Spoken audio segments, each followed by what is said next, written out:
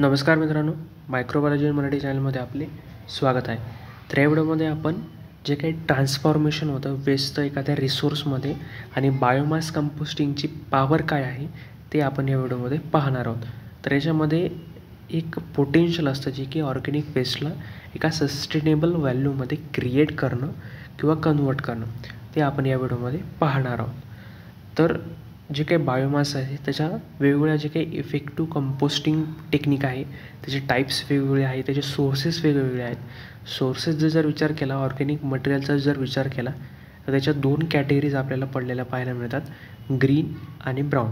Green हे आपल्याला nitrogen rich आपल्याला पाहायला मिळतं, तसंच जे काही ब्राऊन असतं ते कार्बन रिच आपल्याला पाहायला मिळतं, जे की इसेन्शियल असतं. हे दोघंही जर ब्राऊन आणि ग्रीन मटेरियल जर असेल तिथे तर ते बॅलन्स डिकम्पोजिशन करायला इसेन्शियल असतं आणि जे काही प्रोडक्ट वगैरे आहे त्याचं कंपोस्टिंग वगैरे याच्यामध्ये व्यवस्थित होऊ शकतं.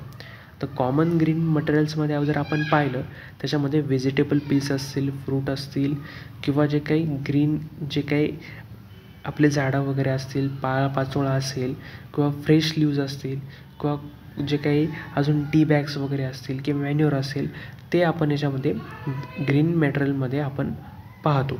तसंच ब्राऊन मटेरियल जे काही असेल जे ते काही ड्राईज लीव्ज असतील, म्हणजे जे काही सुकलेला जो पाचोळा असेल, त्याच्यानंतर लाकडाचे जे काही ओंडके वगैरे असतील किंवा न्यूजपेपर वगैरे असेल, सॉडस्ट असेल, असे वेगवेगळे जे काही प्लॅन्ट मटेरियल असेल, ड्राय प्लॅन्ट मटेरियल असेल ते कॉमन ब्राऊन मटेरियलमध्ये आपल्याला पाहायला मिळतं. तर हे झाले त्याचे सोर्सेस आणि कॅटेगरीज. दोन कॅटेगरीज आपल्याला पाहायला मिळतात, ग्रीन आणि ब्राऊन. ग्रीन हे नायट्रोजन रिच असतं आणि ब्राऊन हे कार्बन रिच असतं. त्याच्यानंतर डिकम्पोजिशनच्या मागे कोणतं सायन्स आहे त्यात आपण बघतो, मायक्रोवेल ॲक्टिव्हिटी आहे आणि केमिकल प्रोसेस आहे. तर कंपोस्टिंग ही एक बायोलॉजिकल प्रोसेस आहे. याच्यामध्ये जे काही मायक्रोऑर्गॅनिझम आहे ते मेनली काम करत असतात. त्याच्यामध्ये बॅक्टेरिया असतील, फंगस असतील, जे की कॉम्प्लेक्स ऑर्गॅनिक मॅटरला सिम्पलर फॉर्ममध्ये कन्व्हर्जन करण्याचं काम करतात, जे की एक स्टेबल प्रोडक्ट आहे. तसंच याच्यामध्ये एक्झोथर्मिक रिॲक्शन जनरेट होते, जेणेकरून हीट जनरेट होते, जेणेकरून जे काही पॅथोजनचं डिस्ट्रक्शन असेल किंवा इफिशियंट जे काही डिकम्पोजिशन व्हायला याच्यामुळे मदती होत असते. तर आता पूर्ण आपण ते आता सायकल पाहूया. तर पहिल्यांदा हीट जनरेशन होतं, जे काही मेटाबॉलिक ॲक्टिव्हिटी असेल, जे काही टेम्परेचर असेल ते ॲक्सेलरेट होतं, जेणेकरून डिकम्पोजिशन तिथे होतं. केमिकल ट्रान्सफॉर्मेशन म्हणजे जे काही ऑर्गॅनिक मॉलिक्यूल असेल त्याचं कन्व्हर्जन एखाद्या स्टेबल ह्युमसमध्ये किंवा न्यूट्रंटमध्ये कन्व्हर्जन होतं, याला केमिकल ट्रान्सफॉर्मेशन म्हटलं जातं. तसंच ह्युमस फॉर्मेशनमध्ये आपल्याला फायनल प्रोडक्ट मिळतं, जे काही ह्युमस इनरिच असतं, जे की त्याच्यामध्ये सॉईल स्ट्रक्चर आणि फर्टिलिटी इन्क्रीज करण्याची त्याच्यामध्ये ॲबिलिटी असते. आणि मायक्रोबेल ॲक्शन, तर मायक्रोबेल ॲक्शनमध्ये जे काही बॅक्टेरिया असतील, फंगस असतील, जे काही ब्रेकडाऊन करण्याचं इनिशिएशन करतात, त्याच्यामुळे जे काही ऑर्गॅनिक मॅटर आहे ते कन्झ्युम होतो. सगळ्यात पहिल्यांदा मायक्रोबेल ॲक्शन होते, जे की ब्रेकडाऊन करतं फंगस किंवा बॅक्टेरिया, ऑर्गॅनिक मॅटरला कन्झ्युम करतात. त्याच्यानंतर हीट जनरेट होते, तिचं टेम्परेचर ॲक्सेलरेट होतं डिकम्पोजिशन करण्यासाठी. केमिकल ट्रान्सफॉर्मेशन होतं, म्हणजे जे काही स्टेबल ऑर्गॅनिक मॉलिक्यूल फॉर्मेशन केलं जातं, जे की त्याच्यामध्ये न्यूट्रंट आणि ह्युमस असतं. आणि जे काही ह्युमस असतं जे की सॉईल फर्टिलिटी इन्क्रीज करण्यासाठी किंवा सॉईल स्ट्रक्चर इनरिचमेंट करण्यासाठी हे जे काही फायनल प्रोडक्ट आहे ते ह्युमस फॉर्मेशन हे होतं.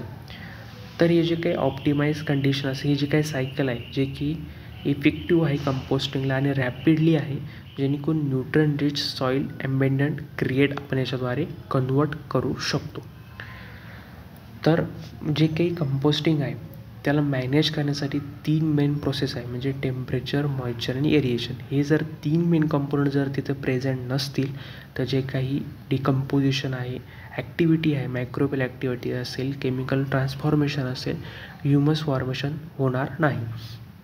तर जे मॅनेजमेंट आहे त्याच्यामध्ये 3 क्रिटिकल फॅक्टर आपल्याला पाहायला मिळतात, जेणेकरून मायक्रोबेल हेल्थ आणि रॅपिड डिकम्पोजिशनला सपोर्ट करतात.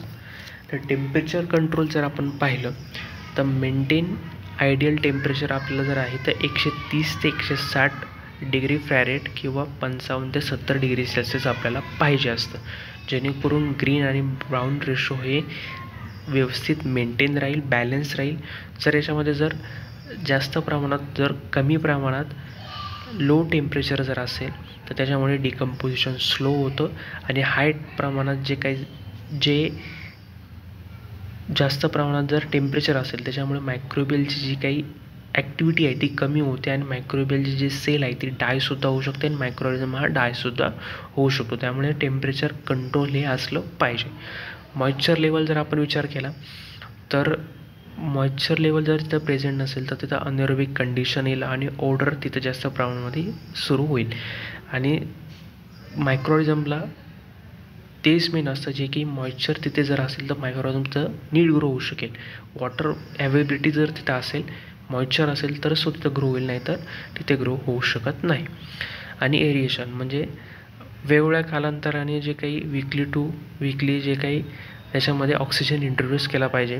म्हणजे जर आपण एखाद्या कंटेनरमध्ये जर मॅनेज करतो या सगळ्या गोष्टी तर खालीवर केलं पाहिजे. ते जे मॅन्युअर आहे किंवा जे काही मटेरियल आहे ते खालीवर केलं पाहिजे जेणेकरून ऑक्सिजन त्याच्यामध्ये जाईल आणि जे काही बॅक्टेरियाचं जे काही एरोबिक बॅक्टेरियाला सपोर्ट होईल आणि त्याच्यामुळे जे काही प्रोसेस आहे ती स्पीडअप व्हायला मदत होत असते आणि त्याच्यातला जो काही ऑर्डर वगैरे असेल तो सुद्धा याच्यामधून निघून जाऊ शकतो. तर अशा 3 मेन फॅक्टर हे जे काही मॅनेज आहे कंपोस्टिंग प्रोसेसला करत असतात त्याच्यामध्ये टेम्परेचर, मॉइश्चर आणि एरिएशन. आणि याच्यामुळे जे काही एन्व्हायरमेंटल बेनिफिट आहे ते आपल्याला काय काय ते पाहूयात. मिथेन रिडक्शन होतं म्हणजे जे काही अनएरोबिक जे काही डिकम्पोजिशन होते लँडफिलचं ते प्रिव्हेंट करू शकतो आणि मिथेनचं जे काही ग्रीन हाऊस गॅस आहे ते प्रोड्यूस करण्यामध्ये आपण वापरू शकतो. तसंच सॉईल हेल्थ जे काही इम्प्रूव्हमेंट आहे म्हणजे जे काही सिंथेटिक फर्टिलायझरचा वापर न करता जे काही ऑर्गॅनिक मॅटरचा वापर करून जे काही सॉईलची फर्टिलिटी आहे ती इन्क्रीज करू शकतो. क्रॉपची जी काही अवेबिलिटी आहे ती आपण इन्क्रीज करू शकतो. न्यूट्रियनची जी काही अवेबिलिटी आहे ती इन्क्रीज करू शकतो आणि ज्यामुळे जे काही वॉटर रिटेन्शन आहे ते सुद्धा इम्प्रूव्ह आपण करू शकतो. तसंच कार्बन जे काही जिचं जे जास्त प्रमाणात जे काही इन्हान्समेंट आहे किंवा लाँग टर्म जे काही कार्बनचं जे काही सॅक्रिस्ट्रेशन आहे ते आपण याच्यामध्ये मॅनेज किंवा इन्हान्समेंट करू शकतो. तसंच लँडफिल डायव्हर्जेशन म्हणजे याच्यामध्ये जे काही ऑर्गॅनिक वेस्ट जर जास्त प्रमाणात वापर केला तर जे काही व्हॅल्युएबल स्पेस आहे, लाईफ स्पॅन आहे त्या सॉईलचा तो वाढू शकतो. तर असे वेगवेगळे एन्व्हायरमेंटल बेनिफिट आपल्याला बायोमास कंपोस्टिंगचे पाहायला मिळतात. तर ॲप्लिकेशन जर विचार केला तर ॲग्रिकल्चरमध्ये जे काही क्रॉप यील्ड आहे ते बूस्ट होतं, सॉईल स्ट्रक्चर इम्प्रोवाईज होतं, जे काही इरोजन आहे सॉईलचं ते कमी होतं आणि जे काही केमिकल इनपुट जे काही जास्त होतं आहे तो याच्यामुळे कमी होऊ शकतो आणि एक सस्टेनेबल फार्मिंग प्रॅक्टिस ही आपण पाहू शकतो. गार्डनिंग आणि लँडस्केपिंगमध्ये आपण जर पाहिलं फ्लावर गार्डन असेल किंवा लॉन असेल किंवा व्हेजिटेबल बेड असेल त्याचा इसेन्शियल आहे किंवा नॅचरल फर्टिलायझर हे आहे. जर आपण एखाद्या छोट्याशा फील्डमध्ये जर व्हेजिटेबल जर एखादं पालेभाज्या जर उगवतो आहे त्याचं जे काही मॅन्युअर असेल किंवा जे काही त्याचं पालापाचोळा आहे तोच आपण ॲज अ बायो फर्टिलायझर म्हणून त्याला टाकू शकतो जेणेकरून त्याची जी क्रॉपची जी यील्ड आहे ती इन्क्रीज होऊ शकते. फ्लावर गार्डनिंग आपण व्यवस्थित करू शकतो, लॉन्स आपण करू शकतो. तसंच जी प्लॅनची जी ग्रोथ आहे ती प्रोमोट याच्यामुळे होत असते. तसंच इरोजन आहे ते कंट्रोल करू शकतो किंवा जे स्टोम वॉटर मॅनेजमेंट आहे म्हणजे जे काही सेडिमेंट वगैरे असतात ते डायरेक्टली वॉटरवेजमध्ये एंटर करतात. तर मग हे जे काही पोल्टंट आहे ते सुद्धा आपण याच्याद्वारे डिग्रेड करू शकतो आणि वेगवेगळे जे काही वॉटरवेजमध्ये सॉईलमध्ये जे काही पोल्टंट तसेच राहतात त्यांनासुद्धा याच्यामुळे डिग्रेड हे होऊ शकतात. काही वेळेस काय होतं जास्त प्रमाणात केमिकलचा वापर होतो फर्टिलायझरचा त्यामुळं सॉईलमध्ये ते केमिकल राहतात. तर मग आपण हे बायो फर्टिलायझर जर यूज केलं, बायोमास जर यूज केलं त्याच्यामुळे जे काही केमिकलचं जे काही वॉटरवेजमध्ये जाणारं जे काही केमिकल आहे किंवा जे कंटॅमिनंट आहे ते सुद्धा याच्यामुळे डिग्रेड हे होऊ शकतात. तर या व्हिडिओमध्ये आपण बायोमास कंपोस्टिंगची पॉवर काय आहे ते आपण पाहिलं. जर तुम्हाला माझा व्हिडिओ आवडला असेल नक्की व्हिडिओ लाईक करा, हा चॅनल सबस्क्राईब करायला विसरू नका. चला भेटूया पुढच्या व्हिडिओमध्ये.